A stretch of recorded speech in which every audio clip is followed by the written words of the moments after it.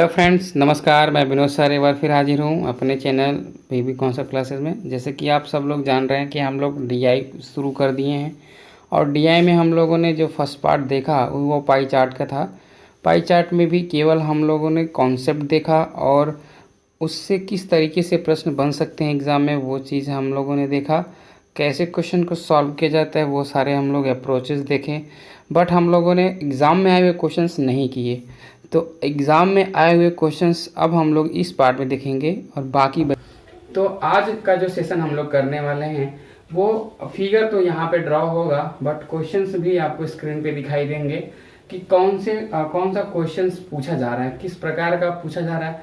उसका आपको आपके पास उसका एक नोट होगा, मतलब उसका अगर आप स्क्रीनशॉट वगैरह ले लेंगे तो क्वेश्चंस आपके पास रहेगा। बाकी जो लेक्चर में हम आपको बोल देते हैं कि ऐसे क्वेश्चन पूछा जाएगा, वो तो पूछा ही जाता है, बट क्या है कि वो क्वेश्चन आपके पास रिकॉर्ड के रूप में नहीं हो पाता है।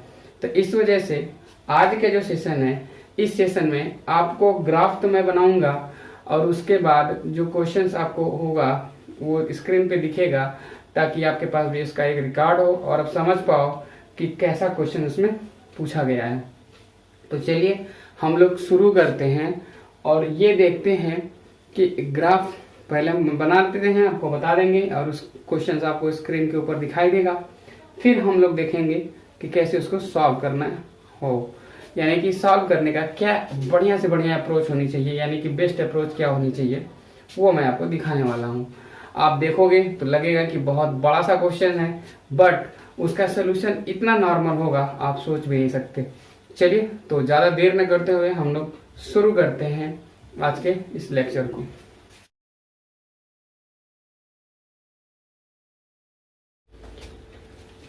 जैसा कि आपको क्वेश्चंस अब स्क्रीन पे दिख रहा होगा, मैंने इसको पूरा ड्रॉ कर लिया है। ड्रॉ करने के बाद आप लोगों को ये नोट डाउन नहीं करना, हो सकता है कि आपको क्लियर ना दिख रहा हो। मैं अपने लिए इसको लिखा हूँ, आप लोगों को पूरा का पूरा क्वेश्चन यहाँ पे शो होगा, आप स्क्रीनशॉट उसका ले सकते हैं। हर क्वेश्चंस में हम इसको जो है शो करेंगे, इस बड़े वाले को, डेटा को, और क्वेश्चंस भी आपको नीचे शो होगा यहाँ पे, और उसके बाद पढ़ करके आप उसका आंसर घर पे आराम से कर सकते हो जब प्रैक्टिस आप करोगे तब। और यहाँ के लिए मैं अपने लिए यहाँ पे इसको नोट डाउन किया हूँ ताकि आपको समझा सकूँ अच्छे से कैसे करना है इसको। तो चलिए देखते हैं हम लोग अगले क्वेश्चन, मतलब इस क्वेश्चन में कि इसमें पूछा क्या गया। तो ये डेटा ये है, डेटा का मतलब है कि कोई मतलब कुछ दिया गया, ये व्यय का मद है। व्यय का मद मतलब व्यय दिया गया है कि वेतन इतना है और ये क्या नाम है, ईंधन परिवहन है, लाभांश इतना है, कर्ज पर ब्याज है और कर है। तो इसी पर क्वेश्चंस बना है। तो क्वेश्चंस कैसा है वो आप ध्यान से समझिए। दिया गया है, दिए गए सभी वर्षों में करों पर कुल व्यय एवं लाभांश पर कुल व्यय के मध्य संगत अनुपात क्या है। जैसे कि आपको क्वेश्चंस भी दिख रहा होगा, दिए गए सभी वर्षों में करों पर कुल व्यय एवं लाभांश पर कुल व्यय के मध्य संगत अनुपात क्या होगा। देखिए जैसे लग रहा है कि कितना ही डिफिकल्ट क्वेश्चन है ये, और वाकई में अगर इसको आप थोड़ा सा मतलब एक्स्ट्रा अगर अलग से दिमाग लगा कर ना अगर करें तो बहुत सारा प्रॉब्लम होने वाला है और बहुत सारा समय खर्च होने वाला है आपका। अगर आप ये सोचोगे कि सीधा सीधा हम इसका आंसर ला देंगे तो नहीं हो पाएगा। चलिए देखते हैं कैसे करना है इसको। कह रहा है कि सभी वर्षों में करों पर कुल व्यय, तो कुल करों पर व्यय है उसका लाभांश, यानी इनको जोड़ना है पूरा 83, 108, 74, 88 और 98। इनको आप जोड़ करके मतलब एक नंबर में लेके आओगे ही, कहीं पे भी लेके आओगे, एक नंबर मान लेते हैं यहाँ पे पूरा आप ऐसे करके जोड़ लिए, टोटल यहाँ पे आ गया। उसके बाद फिर कह रहा लाभांश पर, जो लाभांश पर व्यय हो रहा है ये लाभांश है ना, ये व्यय हो रहा है, इनको जोड़ना है 3, 2.52, 3.84, 3.68, 3.96। इस तरीके से आपको जोड़ना है और इनको जोड़ करके आप दोनों को जोड़ के जो ला दिए उनका आपको रेशियो निकालना है। रेशियो तो स्टार्टिंग में बताया जा चुका है, मतलब सिंपलेस्ट फॉर्म उसका करना है, काट पीट के छोटा करना है। तो बताइए कि ये क्वेश्चंस कैसे आप कर पाओगे इतना इजी वे में कि हमें जोड़ना भी ना पड़े और आंसर भी हमें पता चल जाए। तो चलिए हम लोग समझते हैं, और उसका नाम है ऑप्शन एलिमिनेशन ट्रिक, जो कि हम बार बार कहते हैं कि ऑप्शन का सहारा जरूर लीजिए। अगर ऑप्शन का सहारा लेंगे तो आपका आधा समय ऐसे ही बच जाएगा, आपको पता चल पाएगा कि आंसर मेरा यही है। कंफर्मेशन करने के लिए आप उसका दूसरा उपाय कर सकते हैं कि आंसर सही है या नहीं। तो चलिए ऑप्शन एलिमिनेशन ट्रिक्स हम लगाते हैं। अब ध्यान से समझिएगा, पहले दिया है कि सभी वर्षों में करों पर कुल व्यय, तो करों पर कुल व्यय का जो अनुपात होगा वही पहले पूछा है। तो आप देख पा रहे हैं ये लंबी लंबी मतलब है डेटा, इनको जोड़ने के बाद जो डेटा होगा वो बड़ा आएगा, मतलब पहला वाला डेटा हमारा बड़ा आएगा। यानी कि अनुपात जब भी आप निकालोगे तो पहला वाला जो डेटा होगा वो पहला वाला बड़ा होगा, दूसरा वाला छोटा होगा। तो देखिए पहला वाला बड़ा, दूसरा वाला छोटा, ये तो पहला छोटा दूसरा बड़ा, ये कैंसिल आउट हो जाएगा और डी वाला भी कैंसिल आउट हो जाएगा। ये भी पहला छोटा दूसरा बड़ा है, ये दोनों ऐसे ही कैंसिल आउट हो गए। अब हम बात करते हैं बी और सी में। तो बी और सी में देखेंगे, ध्यान से समझिएगा, रेशियो का एक वो देखते हैं मल्टीप्लाई, गुना देखते हैं कितना गुना है। आप देख पा रहे हो कि ये 13 है और ये 25 है, तो लगभग लगभग 2 गुना के आसपास है। कितना गुना के आसपास है? छोटी वाली यूनिट का 2 गुना है बड़ी वाली यूनिट। ध्यान से समझिएगा, तो छोटी वाली यूनिट यानी 3 का क्या 83 2 गुना है? आप कहोगे नहीं सर बहुत ज्यादा है, ये लगभग 30 गुना के आसपास है। और ऑन एवरेज देखें तो 20 गुना आसपास तो होगा ही होगा, 20 गुना के आसपास तो होगा ही होगा। आप देखिए ये इसका के गुना है, फिर इनका के गुना है, इसका के गुना है, फिर ये इसका के गुना है, तो लगभग 20 गुना से ज्यादा का है। यानी 2 गुना तो नहीं है, 20 गुना के ज्यादा का दिख रहा है। तो वही चीज यहाँ पे देख लीजिए, 17 से 451 कितना गुना है? तो 17 गुना 34 12 हो जाएगा, फिर उसके बाद 121, तो 17 7 119 यानी कि 27 गुना के आसपास दिख रहा है। वही लगभग यहाँ पे भी वही है 27 गुना के आसपास। तो ये होता है ऑप्शन एलिमिनेशन ट्रिक कि हम देखिए हम कहीं पे भी ना एडिशन करें, ना हम काट पीट कहीं करें, ना ही हमें कहीं कुछ कोई भी कैलकुलेशन करना पड़ा, थोड़ा सा ऑप्शन का सहारा लेना पड़ा और ऑप्शन एलिमिनेशन ट्रिक से हम पूरा का पूरा क्वेश्चन सॉल्व कर चुके हैं। हमारा फाइनली आंसर आ चुका है। आंसर कौन सा है? तो सी वाला आंसर है। जैसे कि आपको क्वेश्चन दिखा होगा, स्क्रीनशॉट वगैरह लिए ही होंगे, उसमें है आप सी वाला मार्क करिएगा, यानी कि 451 अनुपात 17 होगा। तो इस तरीके से इन डेटा के आधार पर क्वेश्चन का आंसर आप निकाल सकते हो विदाउट कैलकुलेशन।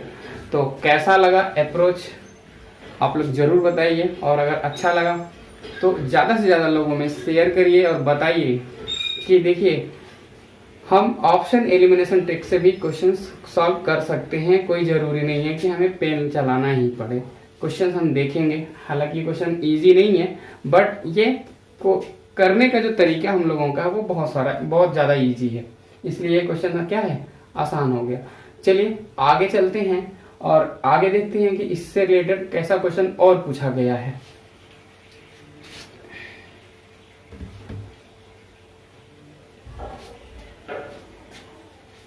सेम डेटा तो सेम रहने वाला है, बट क्वेश्चंस आपको दिख रहा होगा कि वर्ष 2001 में ईंधन एवं परिवहन पर व्यय उसी वर्ष में वेतन पर व्यय का कितना प्रतिशत है। अब देखिए यहाँ पे प्रतिशत पूछ लिया, ऑप्शन आपके पास है, तो ऑप्शन आपके पास है। ऑप्शन में आपको बता दूं क्या क्या है। तो जैसे आपको दिख रहा होगा 34.54, 34.54, 39.22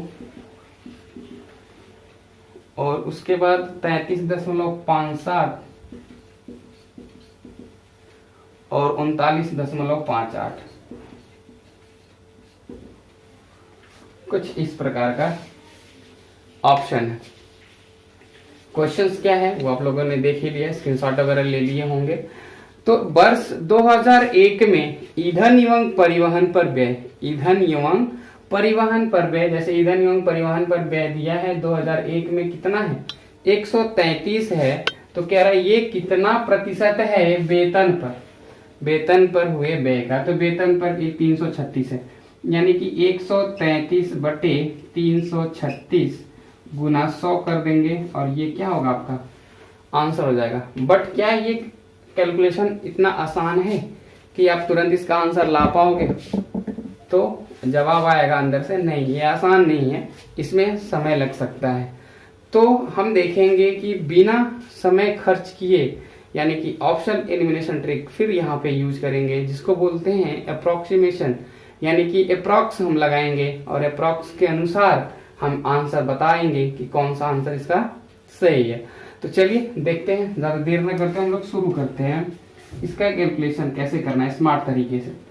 आप ध्यान से समझो, ये जो 336 है, इसका अगर आप 10% निकालोगे तो कितना आएगा? ध्यान से समझो। तो आप कहोगे कि सर 33.6 आएगा। कितना? 33.6 आएगा। अब ध्यान से देखिए, 10% अगर आप निकालो तो ये 33.6 नहीं ना है, 133.6 है। तो 13.3 है ये। अब देखिए, वैसे 133 है तो कितना गुना है? आप अगर 4 से करो, 4 से गुना करो इसमें, तो कितना हो जाएगा लगभग? ये तो 10% की वैल्यू हो गई ना। अगर 4 से गुना करो तो 4 छाक 24, 4 3 12 1 13, 133.4 और 10 चौक 40% हो गया। तो आप देख पा रहे हो कि 133 का ही हमें निकालना था और 133.4 का आ गया, यानी कि 133.4 होता तो 40% होता। 4 3 12 2 14 हो गया यहाँ पे, सॉरी 134.4। तो 134.4 का हो गया 40%, यानी कि 133 का अगर निकाले तो 40% से थोड़ा कम होगा। तो 40% से थोड़ा कम होगा, तो 40% से थोड़ा कम आपको एक ऑप्शन दिख रहा है, 39.58, वही क्या होगा आपका आंसर हो जाएगा। आप अगर बात करोगे 39.22 का, तो वो ज्यादा कम है, आधे % से ज्यादा कम है, वो नहीं हो पाएगा। तो ये अप्रोच होनी चाहिए क्वेश्चन सॉल्व करने की। नहीं तो अगर आप सॉल्व ही करना चाहते हो तो सॉल्व करना पड़ेगा आपको, थोड़ा सा ज्यादा समय लग जाएगा कैलकुलेशन में कि ये कितना हो जाएगा, 13,300 हो जाएगा, भाग करना है 336 का, फिर काट पीट करेंगे, उसमें लंबा समय जाने वाला है आपका। तो इस तरीके से आप इसका आंसर कर सकते हो। अगर देखिए यहाँ पे डीएस का हम यूज कर सकते थे, बट डीएस मैंने आपको नहीं पढ़ाया अभी तक। तो डीएस हम वैदिक मैथ में पढ़ाते हैं और वैदिक मैथ का सेशन अभी लिया नहीं गया है, तो वैदिक मैथ में सारा कैलकुलेशन वगैरह सब पढ़ा दिया जाता है। ये तब वहाँ पे आपको डीएस सिखाया जाता है, बट डीएस यहाँ पे भी यूज नहीं होगा क्योंकि नीचे का आपका क्या आ रहा है, 3 6 के मल्टीपल में आ रहा है। तो यहाँ पे हम लोग तब भी अप्रोक्सीमेशन ही लगाते। तो कैसा लग रहा है ये अप्रोच देख करके? आप लोग को अगर अच्छा लग रहा होगा तो लाइक जरूर करिए और ज्यादा से ज्यादा लोगों तक शेयर करिए। चलिए हम लोग देखते हैं इसका अगला क्वेश्चन किस प्रकार का हो सकता है। तो अगला क्वेश्चन ही क्या होगा, लास्ट क्वेश्चन होगा इस डेटा का, फिर हम लोग अलग लेने वाले हैं। तो ये जैसे आपको मैं बता दूं, ये था क्या, पाई मतलब पाई चार्ट हम लोग पढ़े थे। पाई चार्ट के बाद ये था तालिका पर आधारित प्रश्न, तो डाल दीजिएगा ये तालिका पर आधारित प्रश्न था। हम लोग इसके बाद पढ़ने वाले क्या थे, तो इसके बाद पढ़ने वाले थे हम लोग बार ग्राफ। तो बार ग्राफ ना पढ़ करके हम लोग तालिका पढ़ ले रहे हैं, क्योंकि तालिका भी जरूरी है, इसमें थोड़ा सा डर लगता है बच्चों को, इस वजह से इसको पढ़ा दिया जा रहा है ताकि डर खत्म हो जाए, उनको लगे कि हाँ आसान तरीके से हम कर सकते हैं। बट इसके बाद हम लोग बार ग्राफ ही करेंगे। बार ग्राफ के बाद हम लोग रेखा ग्राफ करेंगे, यानी रेखा चित्र करेंगे। रेखा चित्र या तो हो सकता है इसके पहले, इसके बाद हम लोग रेखा चित्र, जैसा सिक्वेंस होगा कंप्यूटर में, जो क्वेश्चन आपको दिखेगा स्क्रीन पे, उसके अनुसार ही हम लोग पढ़ लेंगे। तो ये तालिका के बाद क्या है, हमें लगता है कि रेखा ग्राफ ही आएगा, तो रेखा ग्राफ हम लोग पढ़ लेंगे, कोई बात नहीं। तो चलिए हम लोग शुरू करते हैं अगले सवाल। जैसे अगला सवाल आपको दिख रहा होगा, लिखा है वर्ष 2001 में सभी मदों को मिलाकर कंपनी का कुल व्यय कितना है। 2001 में सभी मदों को मिलाकर कंपनी का कुल व्यय कितना है। जो भी कंपनी थी जिसका ये व्यय है, जो मद है, वो कितना है, ये आपको बताना है। तो चलिए कर लेते हैं, कैसे करेंगे ध्यान से समझिएगा। आप ऑप्शंस देख रहे होंगे, तो ऑप्शन कुछ इस प्रकार का 590, 598, 597 और 597.08 इस प्रकार का आपका ऑप्शन दिख रहा होगा। चलिए ऑप्शन एलिमिनेशन ट्रिक से हम लोग इसको सॉल्व करते हैं, यानी कि हम लोग अप्रोक्सीमेशन का यूज करते हैं, या फिर हम ये कह सकते हैं कि रेंज का यूज कर सकते हैं। मतलब लगभग में अगर हम देखें, या फिर यूनिट डिजिट कॉन्सेप्ट बोल सकते हैं इसको, डबल यूनिट डिजिट कॉन्सेप्ट बोल सकते हैं। बहुत सारा कॉन्सेप्ट होता है मैथ्स में, अभी मैंने कुछ पढ़ाया ही नहीं है, जैसे कि वैदिक गणित का कोई पोर्शन नहीं पढ़ाया है। अगर वो आप पढ़ लोगे पहले से तो फिर ये सारा कैलकुलेशन आसान हो जाएगा और बहुत कम समय में आप पूरा सॉल्व कर पाओगे। तो चलिए देख लेते हैं कैसे इसको सॉल्व करना है, ध्यान से समझिएगा। 2001 में जब हम इसको देखेंगे, सभी मदों का खर्च 336, 133, 3.68, 36.488 इस प्रकार का, यानी कि पॉइंट से संबंधित है, पॉइंट से संबंधित है। तो जब हम इनको जोड़ेंगे तो पॉइंट आएगा, क्या आएगा? पॉइंट आएगा। तो जब जोड़ेंगे पॉइंट आएगा, डिवाइड करेंगे तो पॉइंट आएगा ही आएगा, क्योंकि 5 है, 5 से मल्टीप्लाई करेंगे तो हो सकता है कि पॉइंट के बाद कट जाए, कोई दिक्कत नहीं है। बट क्या है, पॉइंट आना है, तय है। तो आप ये देख पा रहे हो कि किस ऑप्शन में पॉइंट लगा हुआ है। आप कहोगे सर ऑप्शन नंबर डी में पॉइंट लगा हुआ है, तो यही इसका फाइनल आंसर हो जाएगा यही, और कुछ करने की जरूरत ही नहीं है। ये नहीं कि हम जोड़े पड़े हैं, मतलब लगातार एकदम मशीन के जैसे काम कर रहे हैं।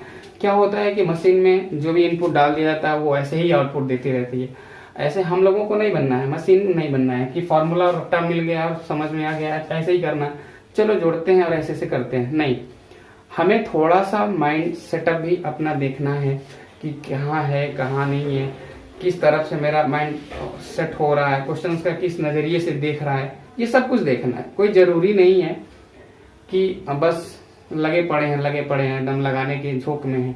कोई देखिए 336 में जोड़ेंगे 133 तो देखिए कितना हो जाएगा, 400 हो जाएगा, और 400 कितना हो जाएगा, 3 3 6 470 हो जाएगा। फिर 3 जोड़ेंगे 473.68 हो जाएगा। फिर 36 जोड़ेंगे, फिर उसके बाद इसको जोड़ेंगे तो 597 जाएगा लगभग। अब 68 में 40 जोड़ देंगे तो ये भी पहुंच जाएगा बात, यानी कि 97 हो जाएगा, और 0.8 ये लास्ट में 88 जा करके बचा देगा। तो देख लीजिए ये आपका 8 बचाएगा, क्योंकि 4 के बाद 0 होगा, 0 में 8 जोड़ेंगे तो 8 आएगा, और 6 4 10 0 आएगा, 8 0 आएगा। तो देखिए 8 और 0, तो इस तरीके से आप सॉल्व कर सकते हैं। तो कोई जरूरी नहीं है कि इसको जोड़ के ही सॉल्व किया जाए। वैसे देखिए ना, अगर हम सबको ऐड करें तो हमें पॉइंट मिलेगा कि नहीं मिलेगा? आपको यस सर मिलेगा। तो कौन से ऑप्शन में पॉइंट है, बस इतना देख लीजिए ना, ऑप्शन नंबर डी में पॉइंट है, वही आपका आंसर है। अगर ऐसा होता कि सारे ऑप्शन में होता पॉइंट, तब हम यूनिट डिजिट का कॉन्सेप्ट लगाते और ये देखते कि ये 36.40 लिख सकते हैं ना। तो 0 में अगर 8 जोड़ेंगे तो 8 आएगा, और 4 को 6 में जोड़ेंगे तो 10 की जगह पे 0 आएगा। डबल यूनिट डिजिट कॉन्सेप्ट आ गया, यानी कि दशमलव के बाद 0 8 आना तय है। और ऐसा अगर ऑप्शन डी में लिखा तो ये आपका क्या होगा, आंसर होगा। अब आप ऐसे कह सकते हो कि सर हर ऑप्शन में दशमलव के बाद 0 8 हो, तो ऐसा नहीं है, हर ऑप्शन में ऐसा नहीं हो सकता है। अगर ऐसा होगा तो रेंज गड़बड़ होगा, 597 नहीं होगा फिर ना, फिर 297, 203, 210, 200, 400 के आसपास होगा, मतलब रेंज कम हो जाएगी उसकी। तो सब कुछ लेकर के चलना, कोई जरूरी नहीं है कि छोटे बच्चों की तरह नहीं जिद हो जाए, अरे सर सब में हो जाए तो ऐसा हो जाए, तो ऐसा कुछ नहीं।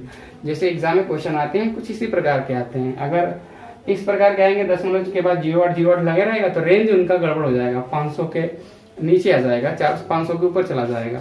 तो आप जोड़ के देख लोगे 3 1 4, अब इनको लगभग मिला के जोड़ेंगे तो 500 आएगा। तो 500 आएगा, उसके बाद 0.08 ही आएगा, तो बस बात खत्म। 500 के बाद 0.08 आ गया, बाकी रेंज सबका कम हो जाएगा, 300 400 200 600 800। तो रेंज के हिसाब से भी तो देख लेंगे हम आंसर। तो कैसा लगा ये कॉन्सेप्ट आप लोग जरूर बताइएगा। अगर अच्छा लग रहा हो तो ज़्यादा से ज़्यादा लोगों में के बीच शेयर करिए और बताइए कि मैथ्स में जो DI क्वेश्चन होता है जिससे बच्चे डरते हैं, वो देखिए कितने आनंदमय के साथ और कितने इजी वे में हम लोग पढ़ रहे हैं। तो अंक तालिका वाला भी खत्म हो गया, यानी तालिका से संबंधित प्रश्न इसी तरह के कुछ आते हैं, वो भी खत्म हो गया। अब हम चलते हैं रेखा ग्राफ पर, यानी कि रेखा ग्राफ से संबंधित कैसे प्रश्न बनते हैं। हालांकि उससे प्रश्न बहुत इजी भी बनते हैं, क्योंकि ऑलरेडी रेखा होती है वो, तो मतलब डिफिकल्ट नज़र आता है बच्चों को, इस वजह से उसमें प्रश्न जो बनते हैं ना वो बहुत ईजी तरीके के बनते हैं। उसको भी देख लेते हैं, और उसको जब देख लेंगे हम लोग, फिर उसके बाद चलेंगे बार ग्राफ पे, और फिर उसके बाद लास्ट का जो भी बचा रहेगा सेशन वो हम लोग देख लेंगे।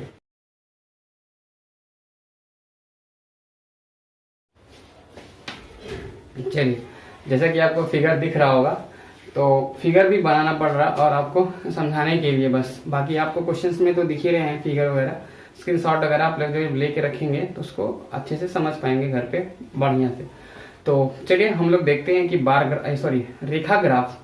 रेखा ग्राफ से संबंधित किस टाइप का प्रश्न आता है। तो रेखा संबंधित प्रश्न देखने में ही थोड़ा देखिए डरावना टाइप का लग रहा है। तो इसमें क्या है, क्वेश्चंस बहुत नॉर्मल आते हैं, मतलब कोई ज़्यादा कठिन नहीं होते हैं, बट जो भी लेवल के होते हैं हम लोग वो सब पढ़ने वाले हैं। तो चलिए, जैसा कि क्वेश्चंस आपको दिख रहे होंगे, लिखा है how much did company gain in average present in past year, मतलब कि कंपनी द्वारा विगत वर्षों में अर्जित औसत प्रतिशत लाभ कितना है वो आपको बताना है। तो चलिए, ऐसे क्वेश्चंस को कैसे करना है ध्यान से समझिए। कोई जरूरी नहीं है कि हम औसत निकालेंगे तो सबको ऐड करेंगे 1 by 1। सबसे पहले तो ग्राफ को समझना है, ग्राफ समझ में आ जाएगा क्या कितना पॉइंट है ये समझ में आ जाएगा, तो आप आराम से जो है एवरेज निकाल सकते हो। तो सबसे पहला तरीका देखिए, ध्यान से समझिएगा, औसत निकालने का सबसे बेसिक तरीका मैं पहले बताऊंगा, फिर उसके बाद एडवांस तरीका मैं बताऊंगा। तो 2005 की अगर हम बात करें तो ये देखिए 2005 में क्या है, तो ये बीच का 20 और 40 के बीच का 30 होता, लेकिन ये 20 और 30 के बीच में भी है, देखिए यहाँ पे बीच में ही है, यानी कि ये 25 है, ये कितना है 25, समझिए। 2006 की बात करें तो देखिए ये पूरा बीचों बीच है, 60 और 40 के बीच में क्या आएगा, 60-40 के बीच में हम आप तो आएंगे नहीं, इसमें आएगा 50, तो ये क्या होगा आपका 50 है, देखिए यहाँ पे 50 हो गया। यहाँ पे ऐसे ही 70 है, यहाँ पे देखिए तो ये 60 और 40 के बीच का नहीं है, ये 40 और 50 के बीच का, देखिए यहाँ पे ये बीच का है, 40-50 के बीच में क्या आता है तो 45 आता है। और उसके बाद लास्ट वाला अगर हम देखें तो 60 और 80 के बीच का नहीं है, 60 और 80 के बीच यहाँ आएगा और वो 70 आएगा, लेकिन 70 और 60 के बीच का है, यानी कि ये 65। तो ये नंबर हो गया।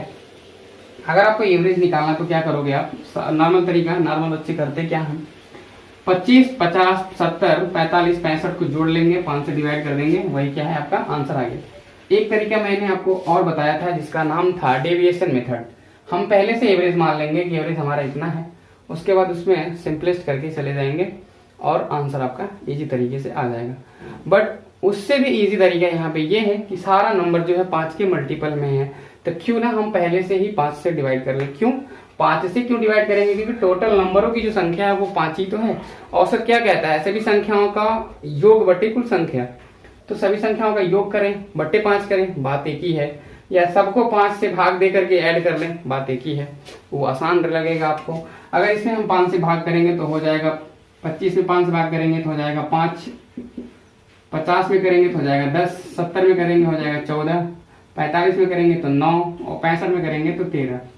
अब ध्यान से समझिएगा, 13 दूना 26 और 10 दूना 20, 26 20, तो आप कहोगे सर 26 और 20 हो गया 46, और 46 और 5 तो हो गया 51, यानी कि जो एवरेज हो गया वो 51 हो गया। जैसे कि आपको ऑप्शंस दिखाई होगा क्वेश्चंस में, उसमें क्या था, तो दूसरा नंबर था ऑप्शन में 51, और वही क्या है इसका आंसर हो जाएगा। इस तरीके से कर लेंगे, या फिर अगर आप इसको जोड़ोगे तो ये कितना आ जाएगा, तो ये 255 आएगा जब जोड़ोगे, तो 50, 25, 75 और 70, 75 होता था 150 होता, तो 150 में 40 जोड़ लेते 190, और ये हो जाएगा 155।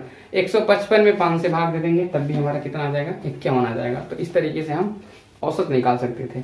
चलिए अगले क्वेश्चन की तरफ चलते हैं। सेम, तो सेम ग्राफ पे अगला क्वेश्चन क्या कह रहा है कि जैसा कि आप लोग फर्स्ट वाला क्वेश्चन देख लिए, तो अब सेकेंड क्वेश्चन के बाद हम लोग करते हैं।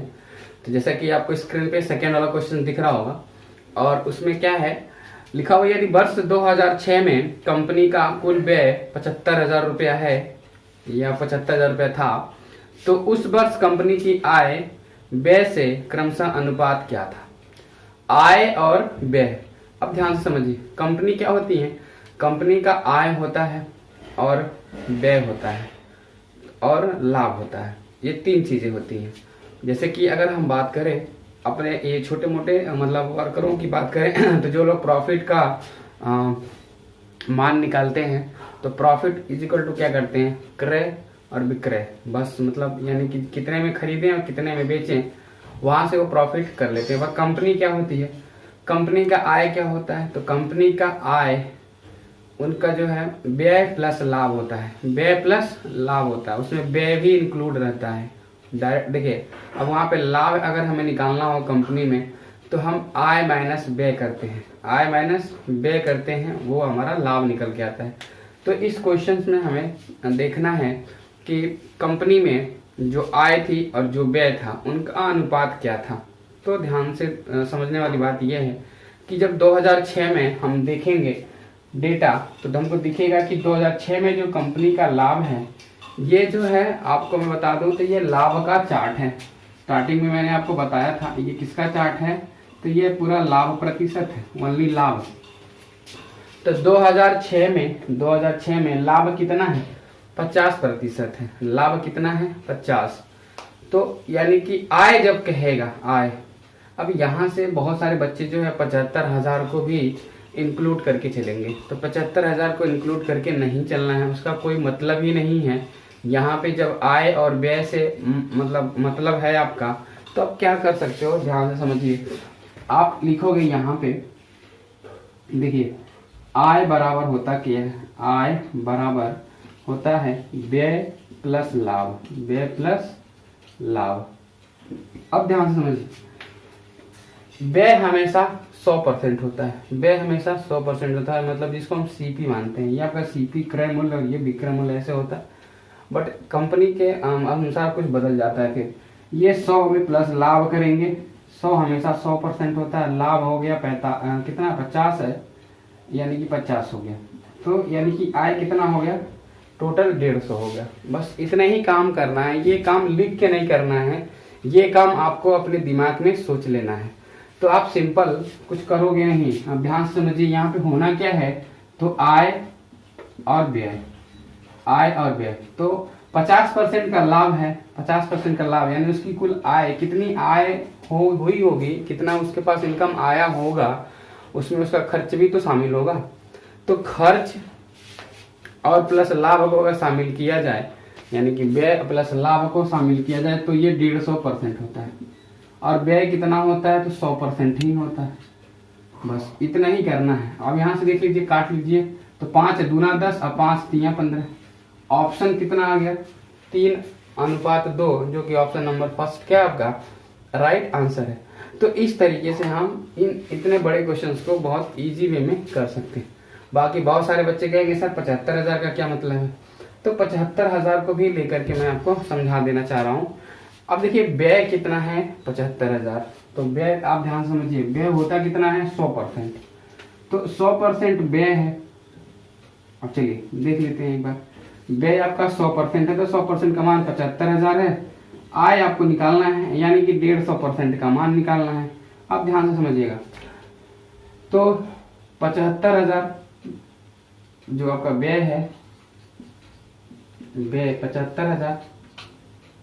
अब ध्यान से समझिए, 100% का मान अगर 75,000 है, तो लाभ अगर निकालना हम लोग चाहें तो लाभ 50% है, यानी 75,000 का आधा 37,500 बोल सकते हैं।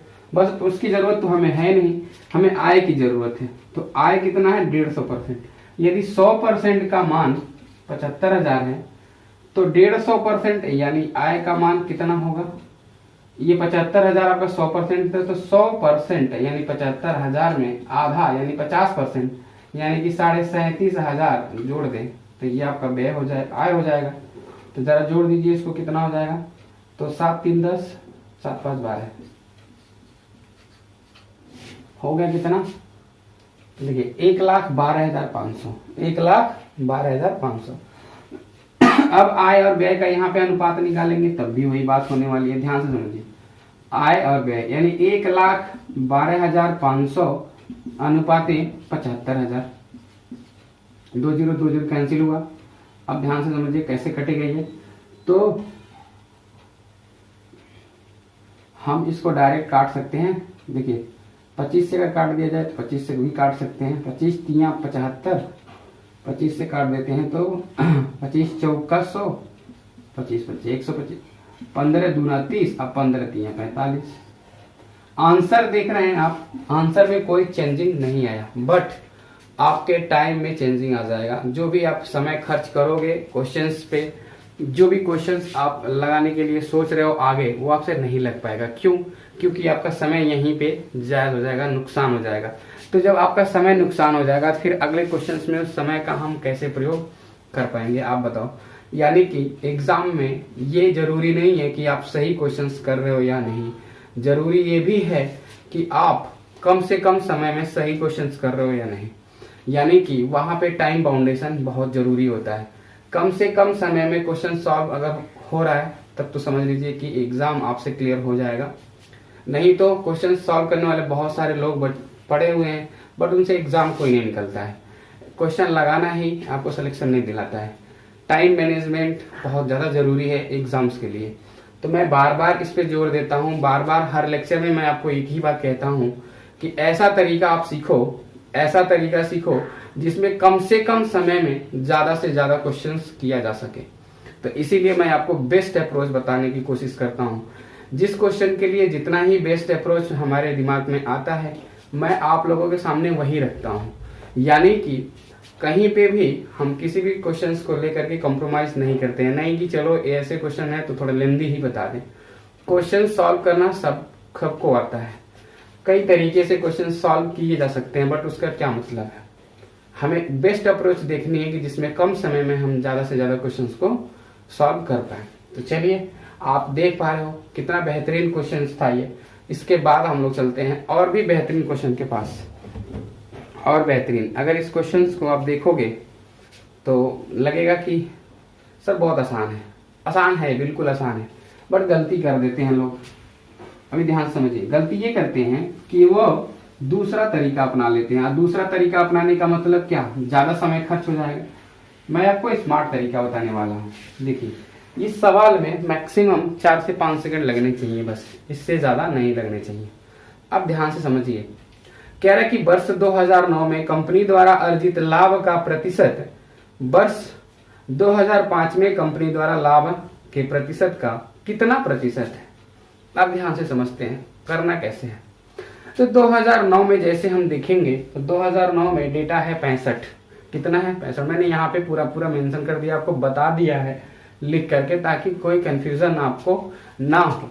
तो ऐसे क्वेश्चन जब आप करोगे ना तो कहीं कंफ्यूजन नहीं होगा। उससे क्या होगा? उससे आप लोगों को जो मोटिवेशन मिलेगा कि हमारा क्वेश्चन सारा सही हो रहा है और कम समय में हो रहा है। यानी कि एक तरह की अलग एनर्जी बिल्ड होगी अंदर, और आप जल्दी जल्दी क्वेश्चंस को कर पाओगे और सही सही कर पाओगे। तो 2009 में कितना है? 65% है। उसके बाद कह रहा है 2005 में जो लाभ है वो कितना है? तो 2005 में 25 है। ध्यान से समझिएगा, अगर कोई 25 से अगर 50 होता है तो आप सीधे कहोगे सर 200% हो गया। कितना हो गया? अगर 100% आपका 25 है तो अगर वो 50 हो गया तो आप कहोगे कि सर जी दुगुना हो गया, मतलब 200% हो गया। लेकिन 50 से भी अगर ज्यादा है, 50 से भी ज्यादा है, कितना ज्यादा है? तो आप कहोगे सर 15 ज्यादा है।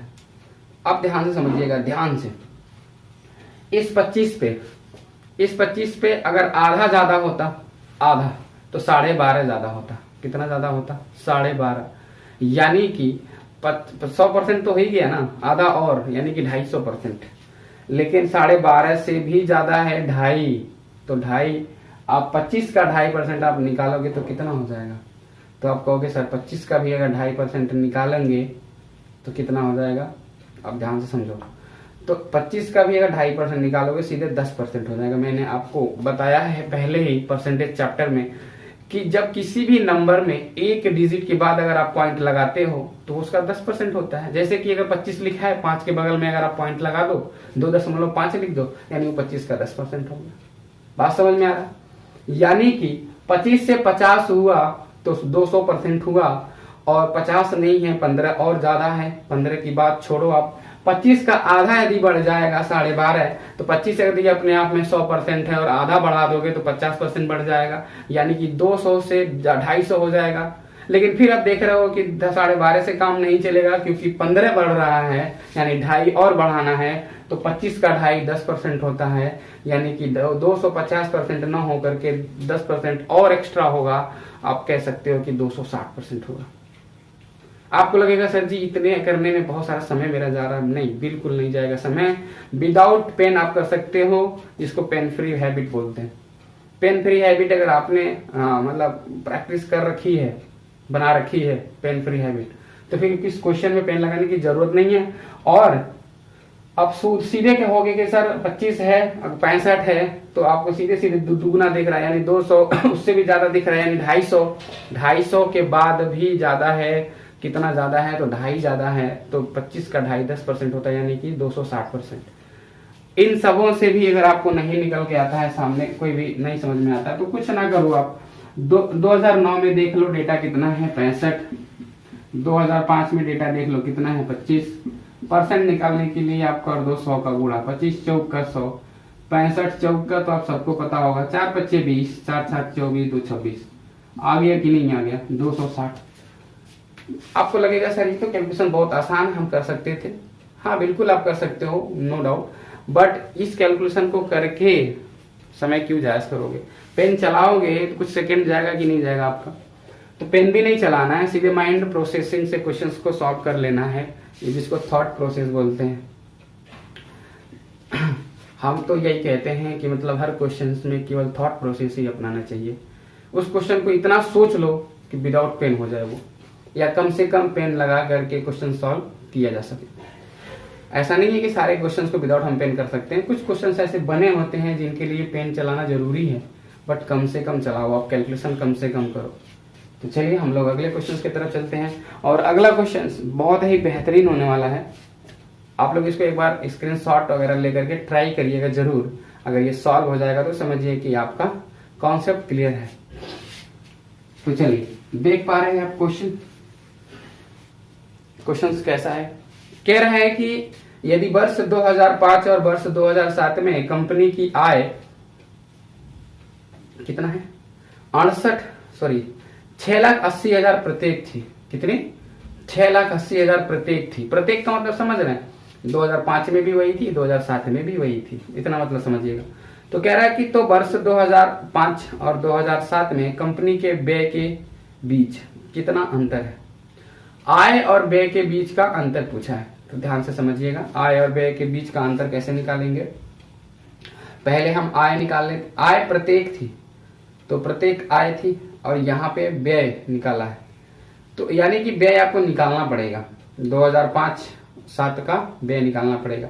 तो चलिए देख लेते हैं 2005 में डेटा क्या है। तब कहोगे सर जी 2005 में डेटा 25 है, यानी 25% का लाभ हो रहा है। तो जब 25% का लाभ हो रहा है तो आय कितनी हुई होगी उसकी? 125। 125 में 25% लाभ हो रहा है ना, 100% तो हमेशा उसका व्यय होगा। तो 125% उसकी आय हुई, और 125% की जो वैल्यू है वो कितनी है? तो वो है 6,80,000। ध्यान से समझिएगा, 125% की वैल्यू 6,80,000 है। तो आप निकाल दो सीधे सीधे। अब ध्यान से समझिए, सीधे सीधे कैसे निकलेगा ये? 125 1% डायरेक्ट अगर हम निकालें 1%, 125 से ये कटेगा 8 बार में। कितनी बार में कटेगा? 8 बार में। और इधर देखिए कितना हो जाएगा, तो 8 का गुणा करोगे, 8 8 64, 8 6 48, 48 और 6, तो 48 और 6 कितना हो जाएगा? 54। 100% करोगे इसको तो ये कितना हो जाएगा? 5 4 4, 0 है ही, 2 0 और, यानी कि 5,44,000। कितना हो जाएगा? 5,44,000। ऐसे ही हम लोग अगले को निकाल लेते हैं। अगला क्या है? अगला कह रहा है कि 2007 में जो लाभ है वो 70% है, तो यानी कि 170, कितना? 170% का मान निकाल लीजिए आप। तो 170% का मान दिया है 6,80,000, तो 1% का मान निकाल दीजिए। 1 0 से 1 0 गया, 17 चौके 68, यानी कि 4000 ये हो गया। 100% निकालेंगे तो ये 4 लाख हो जाएगा। कितना हो जाएगा? 4 लाख। पहले कितना आया? 5,44,000। बाद में कितना आया? 4 लाख। इन दोनों का डिफरेंस पूछा है, इन दोनों का डिफरेंस पूछा है, तो निकाल लेते हैं। 5,44,000 में से 4 लाख घटा देंगे, 1,44,000 आपका बच जाएगा। और यही क्या है इसका आंसर है, जैसा कि आपको ऑप्शन नंबर बी में दिख रहा होगा। तो इस तरीके से ऐसे क्वेश्चंस को आप सॉल्व कर सकते हो। कितना क्वेश्चन लेंथी नहीं है ना, क्वेश्चन हार्ड है, बस आपका कॉन्सेप्ट क्लियर होना चाहिए। अगर आपका कॉन्सेप्ट क्लियर है तो अब देखिए ये इसका बेस्ट अप्रोच। आप कहोगे सर ये 1% क्यों लिखे हो बीच में? आप 1% बीच में क्यों लिखे हो? हम डायरेक्ट 100% लिख सकते थे, बट वो आपको समझ में नहीं आता, इस वजह से हमने 100% लिखा है। 2 जीरो यहाँ बढ़ाएंगे तो 2 जीरो इधर भी चिपक जाएगा कि नहीं चिपक जाएगा। तो दोनों का डिफरेंस देख लेंगे तो 1,44,000 बिल्कुल आ जाएगा। और यही क्या है आपका आंसर है। तो देख पा रहे हैं कितने आसान तरीके से हम क्वेश्चंस को कर पा रहे हैं। तो चलिए अगले क्वेश्चंस की तरफ बढ़ते हैं। चलिए अगले क्वेश्चंस की तरफ चलते हैं। अगला क्वेश्चन जैसे आपको स्क्रीन पे दिख रहा होगा, कह रहा है कि यदि वर्ष 2008 में कंपनी द्वारा अर्जित लाभ 90,000 रुपए था तो उस वर्ष कंपनी की आय कितनी थी? बहुत ही बेसिक सा क्वेश्चन आ गया आपके सामने, एकदम नॉर्मल सा क्वेश्चन। इसमें तो आपको पेन नहीं लगाना है, इसमें आपको कैलकुलेशन भी ज्यादा नहीं करना है, एकदम आसान है ये। अब देखिए क्या है, कह रहा है कि कंपनी का जो लाभ है वो 90,000 है। तो 2008 में अगर हम लाभ देखेंगे तो 2008 में लाभ कितना है? तो 45। कितना है? 45 है। तो यानी 45% का मान दिया है 90,000। तो आप कहोगे सर 1% का मान कितना है? 2,000। 1% का मान कितना है? 2,000, यानी कि जस्ट डबल। 45 का मान 90, 45 का मान 90, आगे तो 1000 लगाइए। कह रहा है कि उसकी आय कितनी होगी। ये बताओ कि अगर लाभ उसका 45 है तो आय कितनी होगी? तो आय 145 होगी। आय कितनी होगी? 145 होगी। 145 का डबल कितना होगा? आप कहोगे सर 290। 145 का डबल 290। बहुत आसान है ये, इसमें तो कुछ नहीं है। 45% का मान 90,000, तो 145 का मान निकालना है। आप देखोगे ये कितना गुना? 2 गुना। इसका भी कितना गुना? 2 गुना। तो 145 का कितना हो जाएगा? 290। 1000 तो लगेगा ही, यानी कि 2,90,000। 2,90,000। जैसा कि आपको ऑप्शन फर्स्ट वाला दिख रहा होगा या दिखा होगा फर्स्ट वाला, उसमें क्या है? 2,90,000 आंसर है। तो इस तरीके से क्वेश्चंस को सॉल्व कर सकते हैं। चलिए अगले क्वेश्चंस की तरफ चलते हैं। अब अगले क्वेश्चंस की बात करें तो देखिए इसमें बहुत तरीके के क्वेश्चंस हो गए। जितने भी तरीके के बनने होते हैं एग्जाम में आते हैं वो सारे आप लोगों को बता दिए गए। अब हम लोग इस ग्राफ को ही चेंज करते हैं। ग्राफ को चेंज करने का मतलब कि हम लोग अगले ग्राफ पे चलते हैं, जिसको बोलते हैं बार ग्राफ, दंड आरेख, जिसको बोलते हैं दंड आरेख या बार ग्राफ। तो चलिए समझते हैं उस तरीके के क्वेश्चंस को और देखते हैं कि कैसा किस प्रकार का क्वेश्चंस आता है एग्जाम में।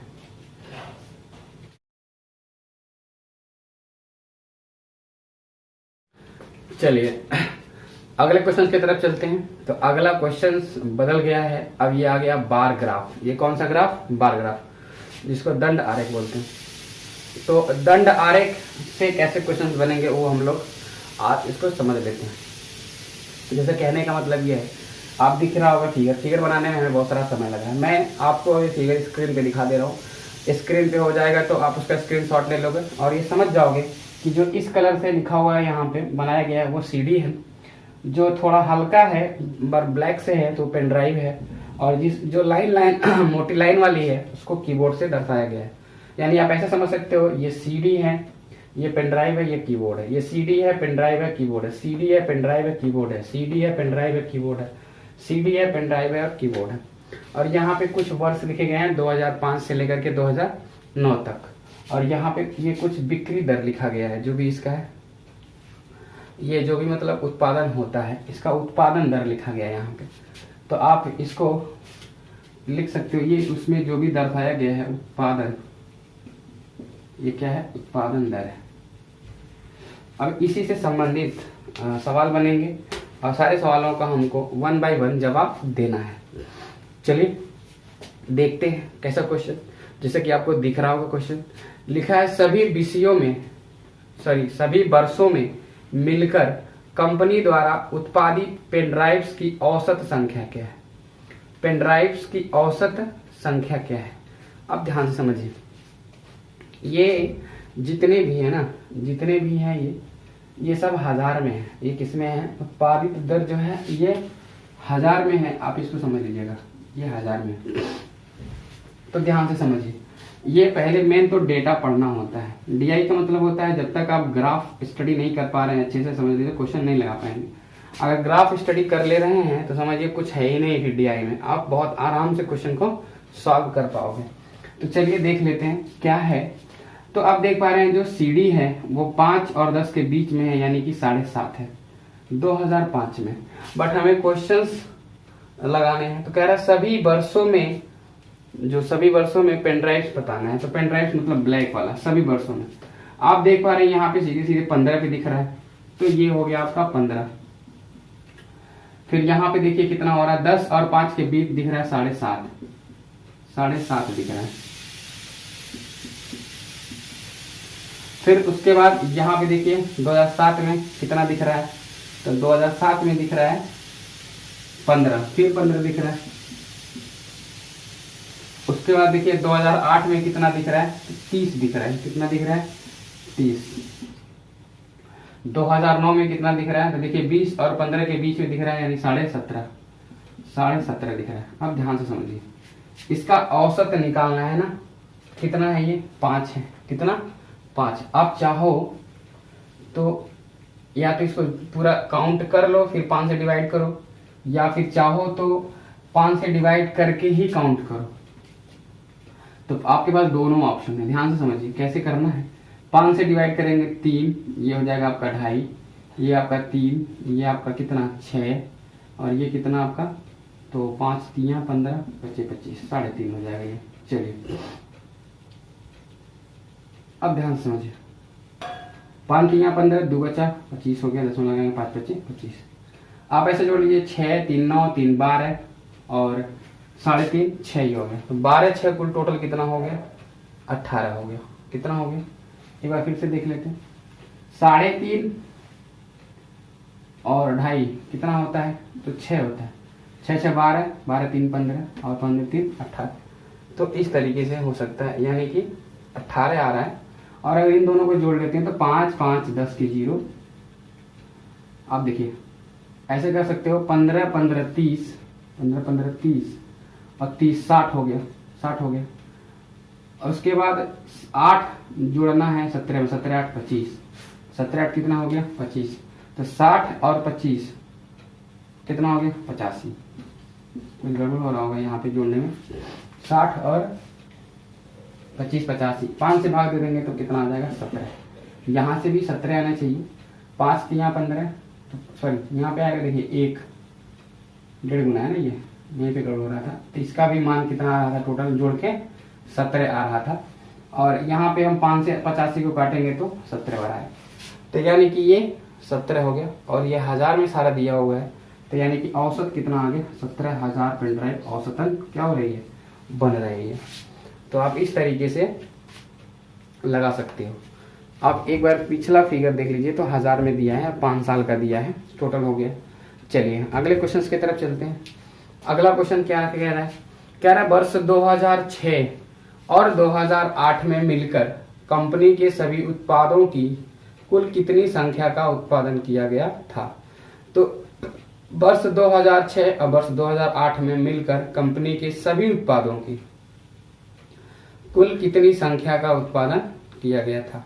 तो वर्ष 2006 और 2008 दोनों को क्या करना है, जोड़ना है, और सबको जोड़ना है। क्या करना है, सबको जोड़ना है। तो जब सबको जोड़ेंगे तो आपका आंसर आ जाएगा। चलिए देख लेते हैं कैसे जोड़ना है। सभी उत्पादों को जोड़ना है, अलग अलग जोड़ेंगे। देखिए जोड़ने का कला यहाँ पे आपको आना चाहिए। अगर जोड़ने का कला आपको आ रहा है तो समझ लीजिए कि ठीक है, नहीं तो फिर इसमें जोड़ने में ही बच्चे क्या कर लेते हैं, बहुत सारा समय खर्च कर देते हैं। तो चलिए देख लेते हैं कैसे जोड़ेंगे। अब अगर हम पहले CD से जोड़ना शुरू करें तो पहले CD को जोड़ लेते हैं और उसके बाद फिर तो वर्ष 2006 और 2008 में मिलकर कंपनी के सभी उत्पादों, तो वर्ष 2006 में चलते हैं। अब देखिए यहाँ पे क्या है, ये देखिए 10 और 7 7.5, 10 7 17 17.5 और 15, 17.5 प्लस 15, 17.5 प्लस 15, ये हो गया आपका 15 दूना 30, 2 32.5। अब 2008 में चलते हैं, तो 2008 में देखेंगे कितना हो गया, 25 और 30, 25 30 हो गया आपका कितना 55 और हो गया 20, 55 20 75, 75 जोड़ लेते हैं कितना हो गया 5 5 2 7 3 10, यानी कि 107.5।